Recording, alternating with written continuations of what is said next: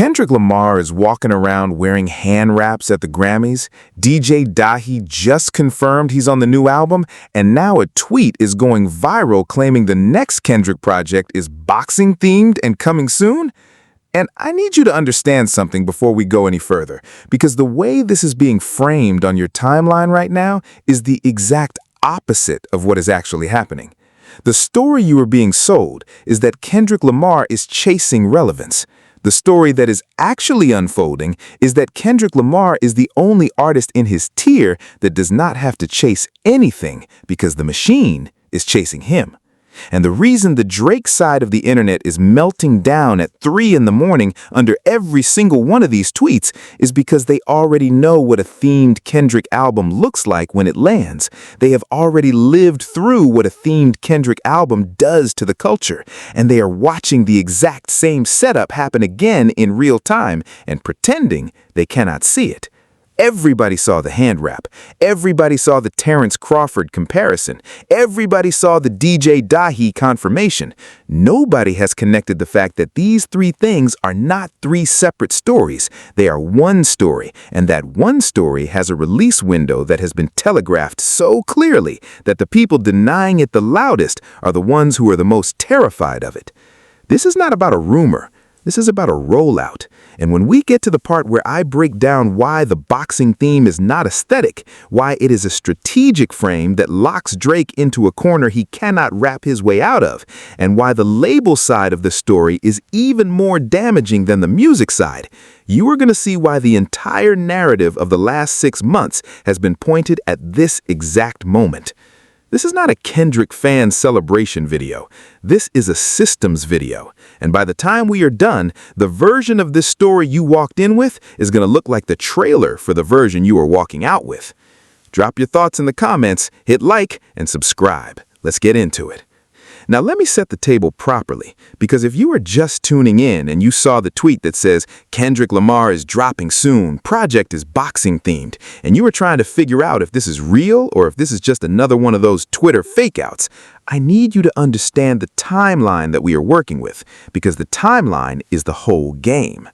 Kendrick Lamar, the Compton rapper who just came off arguably the biggest year any hip-hop artist has had in the last decade, a Super Bowl halftime performance, a grand national tour that became one of the highest-grossing rap tours ever, a Not Like Us victory lap that basically rewrote the rules of what a diss track can do to an opponent's career, is not somebody who has to drop music to prove anything to anybody. That is the first thing you have to accept. He is not in survival mode, he is in legacy mode. And when an artist in legacy mode starts leaving breadcrumbs, those breadcrumbs are never accidents. So when he shows up to the 2026 Grammys with a gauze wrap on his right hand, the exact kind of wrap fighters put on under boxing gloves, and when XXL, Complex, and Hot New Hip Hop all clock it in real time and publish theories about what it means, that is not a fashion choice. That is a Chapter 1 page, and the culture has been waiting for Chapter 2 ever since. The stakes here are not just about who has the next hot album. The stakes are cultural.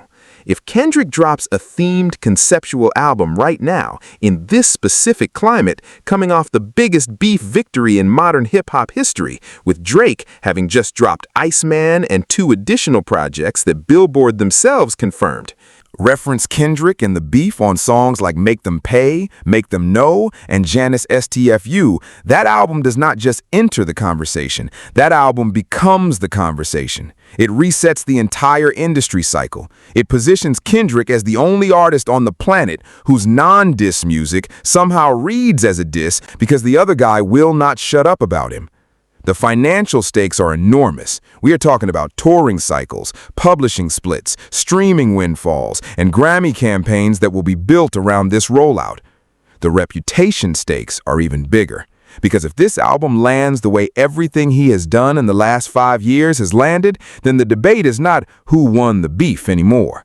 The debate becomes, was there ever a beef? Or was there just one guy making art and one guy making excuses? That is the question this video is going to answer.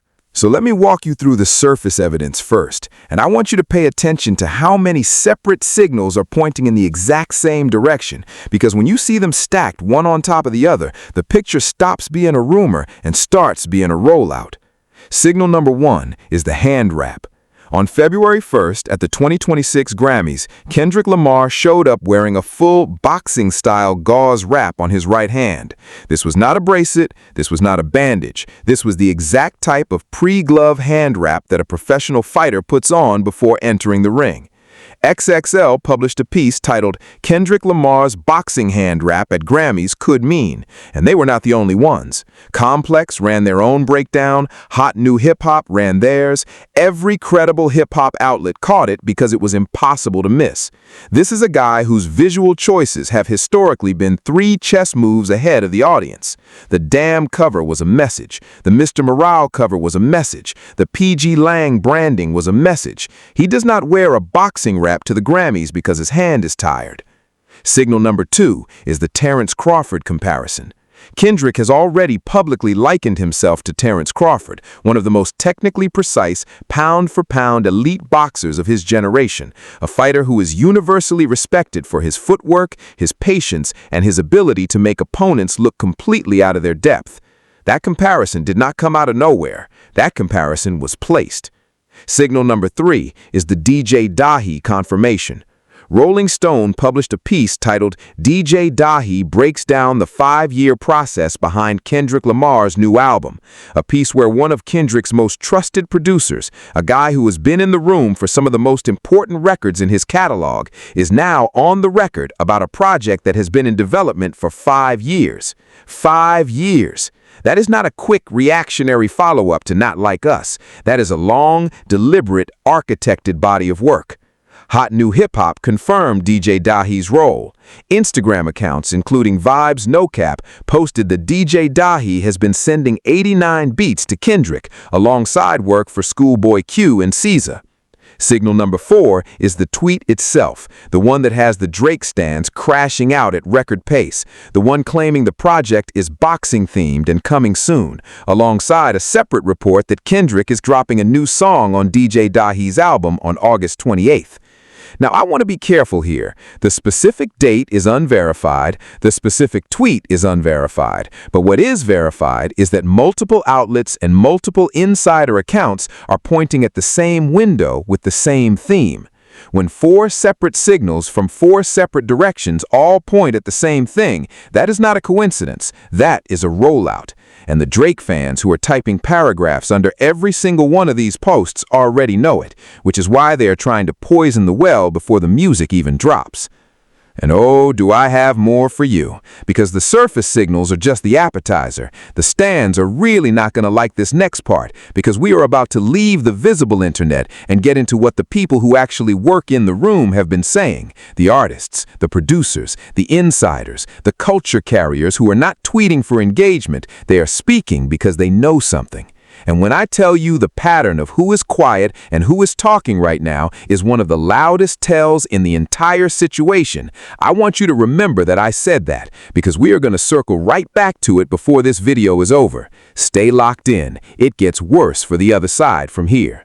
Now let me get into the cultural layer, because this is where the story stops being about tweets and starts being about the people whose names actually move the culture. The first piece of cultural evidence is DJ Dahi himself, who, and I want you to sit with this, did not do a quick throwaway press cycle. He sat down with Rolling Stone, and he broke down a 5-year process. Producers do not talk about 5-year processes for one-off features. They talk about 5-year processes when the body of work is finished, when the album is in the mixing stage, and the label has cleared them to start warming up the press. That interview is not a hint. That interview is a promotional foundation. The second piece is the DJ Dahi album feature list itself, a project that Hot New Hip Hop confirmed will include Kendrick Lamar alongside Vince Staples and other heavyweights. When a producer of Dahi's caliber is releasing his own project and he leads the feature announcement with Kendrick, that is not Kendrick doing him a favor. That is Kendrick strategically placing himself on a runway that lets him drop a full solo project a few weeks later without breaking the momentum. That's how modern rollouts work. You do not just drop the album, you seed the audience with your voice on other people's projects. You let the algorithm heat up around your name, and then you strike while the servers are already warm. Anybody who has watched a Kendrick rollout knows this. Section 80 into Good Kid Mad City was seeded. Good Kid Mad City into To Pimp a Butterfly was seeded. Damn was seeded. Mr. Morale was seeded. GNX was seeded. The pattern is not new. The pattern is the pattern. The third piece of cultural evidence is the reaction of the artists who are close to the situation. Notice, and I want you to actually notice this because it matters, that the artists who beefed with Drake or the artists who have publicly aligned with Kendrick are not scrambling right now. They are not posting frantically. They are not trying to insert themselves into the conversation because they know something is coming, and when it comes, the current news cycle is going to be a footnote inside of 48 hours. Meanwhile, on the other side, you have Drake dropping Iceman, then dropping Habibti, then dropping Maid of Honor. 3 projects, over 40 songs, and Billboard has publicly documented that across those projects, Drake is referencing Kendrick on multiple tracks, including Make Them Pay, Make Them Know, Make Them Remember, and Janice STFU. Read those song titles back to yourself. Make Them Pay, Make Them Remember. Those are not the song titles of a man who has moved on. Those are the song titles of a man who is still writing to the same person every night. The fourth piece of cultural evidence is the fan reaction itself. Go look at any tweet right now about the boxing theme rumor. Go look at the replies. The Kendrick fans are quiet. The Drake fans are typing paragraphs. When one fan base is calm and the other fan base is producing essay-length denials at midnight, the fan base that is producing the essays is the one that is scared. That is not opinion. That is basic human psychology. And I want to acknowledge the counter-argument here, because a real analyst does not dodge the counter. There are Drake fans who will tell you that Kendrick is the one who cannot let go, that this whole boxing rollout is just a continuation of the beef, that Kendrick is milking the moment. And I hear that. I understand the argument. But here is the problem with that argument. Kendrick has not said Drake's name in a promotional context in months. Kendrick did not release a diss album. Kendrick did not release 3 projects with 40 songs referencing his opponent. Kendrick wore a hand wrap. That is the entire receipt. If wearing a hand wrap counts as not letting go, then we have to also count every song title on Iceman, every bar on Make Them Pay, and every second of studio time Drake spent in the booth writing to a guy who is not writing back. The math does not favor the counter-argument. And the gear shift we are about to make is going to show you why this whole thing is not really about the music at all. Because here is where I have to pull you all the way out of the beef conversation, out of the tweet conversation, out of the hand wrap conversation, and put you in a room you are not usually invited into. This is the industry layer, and this is the part where I'm going to lose the casual viewers and keep the ones who actually want to understand how this business works. Because if you think a Kendrick Lamar boxing-themed album is being scheduled around a Twitter narrative, you are missing what is really happening. This rollout is being scheduled around 3 specific industry mechanics, and once you see them, you cannot unsee them. Mechanic number 1 is the PG Lang and TDE machine. Kendrick Lamar is one of the very few top-tier rap artists who is not operating on a traditional major label contract structure the way most of his contemporaries are. Through PG Lang and his partnership with Dave Free, Kendrick has been building an independent creative infrastructure that gives him control over release windows, marketing, visuals, and critically, publishing. When an artist controls that stack, they do not have to release albums on the industry's calendar. They release on their own calendar, and their calendar is optimized for cultural impact, not for label quarter earnings. That is why every Kendrick rollout feels like an event rather than a product cycle. It is not a product cycle, it is a cultural intervention. Drake, on the other side of this equation, is operating on a very different structure, a legacy Universal/Republic apparatus that has quarterly obligations, streaming targets, and touring commitments baked into the deal. When you drop 3 albums in a short window, that is not always because the art is ready. Sometimes that is because the contract is due. And when you look at Iceman, Habibti, and Maid of Honor landing in rapid succession with over 40 songs, you have to at least ask the question of whether that release velocity is driven by inspiration or by structural obligation. I'm not going to tell you the answer. I'm going to tell you the question is worth asking. Mechanic number 2 is streaming economics and the album as frame. In the current streaming era, a thematic, conceptual album, one with a strong visual language, a clear narrative frame, and a merchandise and touring ecosystem built around it, outperforms a scattershot drop of loose tracks by a factor that most casual listeners do not appreciate. An album as frame gives every playlist a hook. It gives every visual a purpose. It gives every interview a talking point.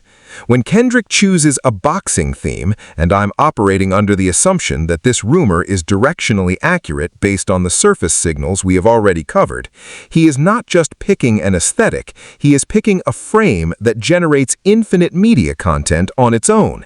Every song title can be a boxing reference, every visual can be a fight metaphor, every interview clip can be spun into a highlight. That is not a coincidence, that is a machine. Mechanic number 3, and this is the one that changes everything about how you read this story, is the media consolidation around him. Rolling Stone did the DJ Dahi piece, XXL did the hand rap piece, Complex did the era piece, Hot New Hip Hop did the confirmation piece. Billboard has been documenting the Drake references. That level of coordinated coverage across the entire mainstream hip-hop press apparatus does not happen for a rumor. That level of coverage happens when the outlets have been briefed, not officially, not on paper, but through the informal networks that connect major labels, publicists, and the writers who cover this space full-time.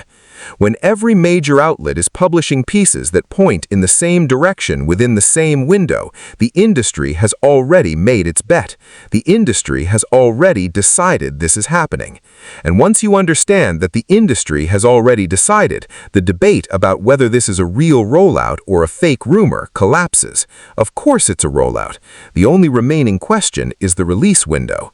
And the release window is what everyone from insider tweets to DJ Dahi's own scheduling is pointing at, somewhere in the coming months, potentially anchored around a DJ Dahi album feature that opens the door for the solo project to follow. That is not speculation, that is pattern recognition, applied to a body of evidence that any working music journalist can independently verify. That is the game. And now we get to the part that's going to make some people uncomfortable, because this is the truth bomb, and I want you to sit with it for a second before you react. The real story here, the one nobody is telling you because it makes half the timeline look silly, is that Kendrick Lamar has already won the era, and this boxing-themed album is not the fight. This album is the victory lap. And I know some of you are going to push back on that, but let me walk you through why the language you are being fed on your timeline is wrong. Every time somebody frames this rollout as Kendrick trying to stay relevant or Kendrick chasing the moment, they are giving you the exact opposite of the actual power dynamic. Kendrick does not need to stay relevant. Kendrick has not had social media in a functional promotional sense for years. He came off a stadium headlining grand national tour that Billboard and multiple outlets have documented as one of the highest grossing rap tours in rap history. He performed at the Super Bowl halftime show. He won 5 Grammys off Not Like Us in the previous cycle. He took home Best Collaboration with Clips at the 2026 BET Awards, according to Instagram documentation of the ceremony. That is not a career on life support. That is a career at the peak of its powers. So when you see a tweet saying he's using his last card to stay relevant, what you are actually watching is a fan base that is out of arguments, trying to reverse engineer a story that makes their guy look better by making the other guy look desperate. It's not working. It's not going to work because the receipts are on the other side. And here is the part that stings, and I say this not with joy, not with malice, but with clarity. The boxing theme is a frame that boxes in Drake specifically, because if the album is boxing themed, and if the album references any of the language, imagery, or metaphors that were established during the last beef cycle, then every single song on that album functions as a callback to the guy who is still writing songs about Kendrick 2 years later. Drake cannot respond to a boxing-themed album because it makes him look like he took the bait again. Drake also cannot ignore a boxing-themed album because his own recent projects are packed with references to Kendrick that the Billboard reporting has already made public. He is stuck. The frame is the trap, and the fact that Kendrick has not had to say a single word for this trap to close. He wore a hand wrap, he mentioned Terrence Crawford, he let DJ Dahi do the interview, is the entire point. This is chess. The other side is playing checkers with 3 boards, 40 songs, and no move that does not lead to the same result. That is the truth bomb. Kendrick did not win the beef and move on. Kendrick won the beef, moved on, built an album about the metaphor of moving on, and is about to release it into a market where the only person who cannot stop talking about the beef is the person who lost it. That is not a diss. That is a documented pattern. Read the song titles on Iceman. Read the Billboard piece. The evidence is doing the work. I am just narrating. And here is where the hero resolution comes in, because I know some of you came into this video looking for the emotional payoff, and I am not going to make you wait for it. The reason this is landing the way it is landing is because Kendrick Lamar has built a career on the exact opposite of what the modern rap industry rewards. He does not tweet through it. He does not chase the news cycle. He does not respond to every accusation. He does not do the media circuit to defend himself. He does the work, he releases the work, and he lets the work speak. And every single time, the work does speak, and the culture course corrects around it. The guy who does every job to 100% wins. That is not a slogan. That is a documented outcome. When he dropped Good Kid, Mad City, the culture course corrected. When he dropped To Pimp a Butterfly, the culture course corrected. When he dropped Damn, the culture course corrected. When he dropped Mr. Morale, the guys who called it mid were the same guys giving him a stadium tour 18 months later. When he dropped GNX and Not Like Us, we all know what happened. This pattern is not luck. This pattern is discipline. And the contrast that crystallizes this whole story in one sentence is simple. One guy makes music because he has something to say. The other guy makes music because he cannot afford to stop talking. That is the entire era in one line. And when this boxing-themed album lands, whether it lands on the rumored window or 2 months later or 4 months later, because Kendrick has never respected an internet deadline in his life, the same course correction is going to happen. The tweets that are aging like milk right now are going to age worse. The people who spent the last year telling you that Kendrick was done, that the beef was faded, that the moment had passed, are going to be very quiet during the album's release week. That is the future. That is the receipt that is being written in real time. And the reason it feels so satisfying to watch is because it is the rarest thing in modern hip-hop, a story where the guy with integrity, the guy who does the work, the guy who does not need the noise, is also the guy who wins. That combination almost never happens. When it happens, you protect it. When it happens, you point at it. When it happens, you tell people what they are watching, so that when the album drops and the whole timeline pretends they saw it coming, you can go back to this video and remember who told you first. And this is only the start, because if the surface signals we have are accurate, and if the industry coordination we can independently document is real, then the boxing-themed album is one specific event on a much longer roadmap that is going to unfold across the next 12 to 18 months. There are 2 concrete developments to track from here. Development 1, the DJ Dahi album and its Kendrick feature. Whenever that lands, that becomes the appetizer, the tonal warm-up, the first taste.